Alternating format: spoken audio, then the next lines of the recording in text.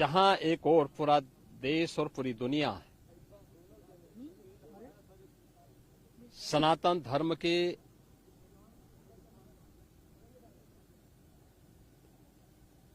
इस सबसे बड़े आयोजन का साक्षी बनकर के गौरव की अनुभूति कर रहा है, प्रफुल्लित है, वहीं दूसरी ओर सनातन धर्म के खिलाफ सपारी लेकर के षड्यंत्र करने वाले तत्वों के द्वारा लगातार शरारत पे शरारत करते हुए झूठ के और असत्य के नित नए प्रतिमान भी गढ़े जा रहे हैं।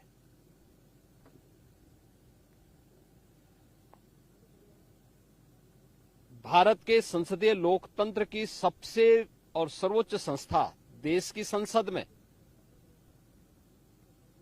कांग्रेस अध्यक्ष श्री मल्लिकार्जुन खड़गे और समाजवादी पार्टी के अध्यक्ष श्री अखिलेश यादव का वक्तव्य इस ओर सबका ध्यान आकर्षित करता है।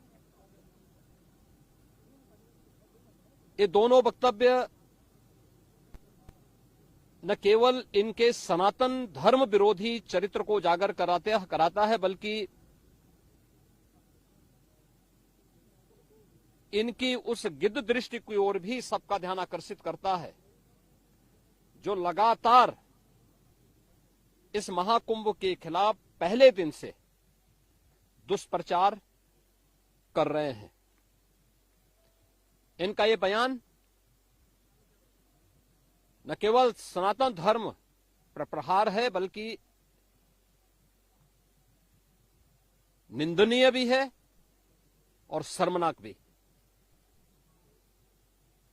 कांग्रेस अध्यक्ष का यह कहना कि प्रयागराज कुंभ में मौनी अमावस्या के दिन हजारों लोग मर गए,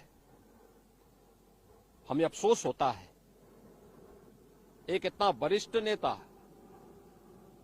कांग्रेस देश की जो सबसे पुरानी पार्टी है, उसके अध्यक्ष से अपेक्षा की जाती है कि वो एक मर्यादित बयान देश की संसद में रखें,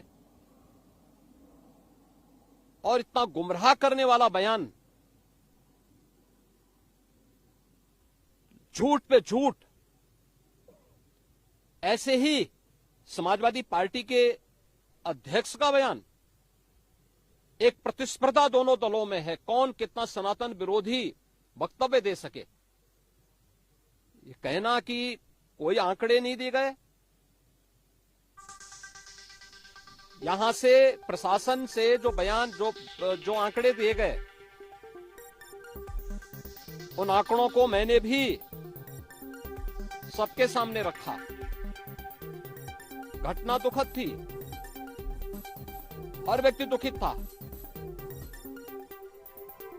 और जितने क्विक रिस्पांस से मेला प्रशासन, police, NDRF, SDRF, civil defence, इन सब ने मिलकर के घायलों को हॉस्पिटल पहुंचाने का काम किया, अपने आप में एक मिसाल है। करोड़ों लोग प्रयागराज में उस दिन उपस्थित थे। ये दोनों दल चाहते थे और सनातन धर्म विरोधी चाहते थे कि बड़ा हादसा हो जाए। हमारी पहली प्राथमिकता थी कि किसी भी स्थिति में इसको हम जीरो हादसे तक लेके जाएं, लेकिन दुर्भाग्यपूर्ण तरीके से एक घटना घटित हुई।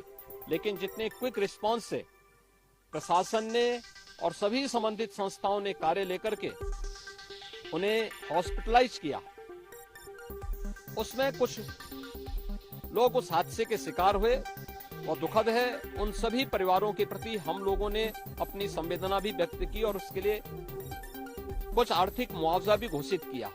यद्यपि किसी व्यक्ति की कमी मुआवजे से नहीं हो सकती, लेकिन तब भी हम लोगों ने एक प्रयास किया। घायलों का प्रॉपर उपचार कराया। वे सभी घायल आज भी कुछ प्रयागराज मेडिकल कॉलेज में हैं, बाकी अपने परिवार के सदस्यों के साथ चले गए हैं। मैंने भी, मेरे साथ मेरे मंत्रियों ने भी, प्रशासन ने भी, प्रदेश के मुख्य सचिव ने भी, प्रदेश के डीजीपी ने भी उन सभी लोगों से मुलाकात की थी। और मैं तो देखकर बहुत चौंक था कि जो लोग प्रयागराज मेडिकल कॉलेज में भर्ती थे, जब मेरी उनसे बातचीत हो रही थी, तो उनमें से सभी लोग ये कहा, उनके द्वारा कहा जा रहा, साहब व्यवस्था में खामी नहीं। लेकिन हमारी किस्मत है या फिर ऐसी स्थिति पैदा हुई, और उनके सभी पहलुओं को लेकर के सरकार भी जांच करा रही है, और उसके लिए एक न्यायिक कमीशन भी हमने तत्काल गठित किया। लेकिन हमारी पहली प्राथमिकता थी कि जो ये लगभग 8 से 9 करोड़ लोग प्रयागराज में उपस्थित हैं, इन्हें सुरक्षित उनके घरों के लिए वापस भेजना।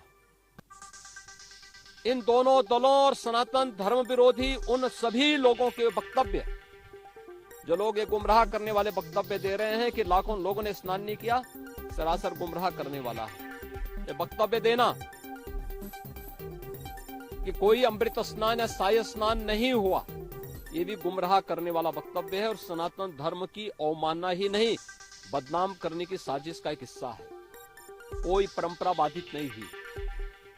मौनी अमावस्या का स्नान पहले दिन सायंकाल 7:30 बजे से प्रारंभ हो गया था,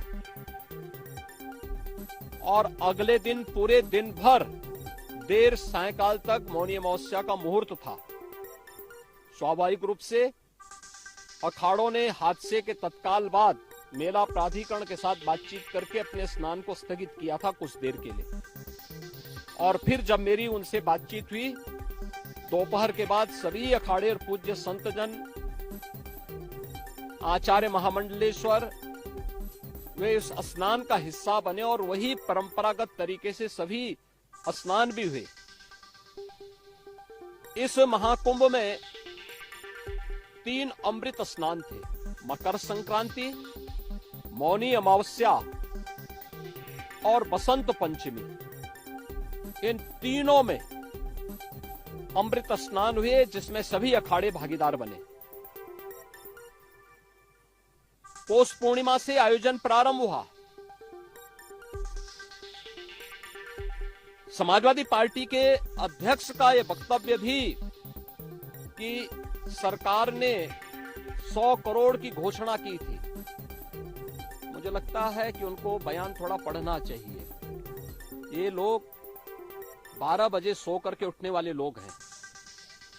कार्यालय स्टाफ जिस प्रकार का इन्हें नोट बना करके देता है, ये उस प्रकार का वक्तव्य बना करके सामने प्रस्तुत करते हैं, और फिर उसके अनुसार उसको लीडर के रूप में नहीं बल्कि एक रीडर के रूप में सबके सामने उस वक्तव्य को पढ़ करके अपनी जगहसाई करते हैं और राजनेताओं की भी जगहसाई करते हैं।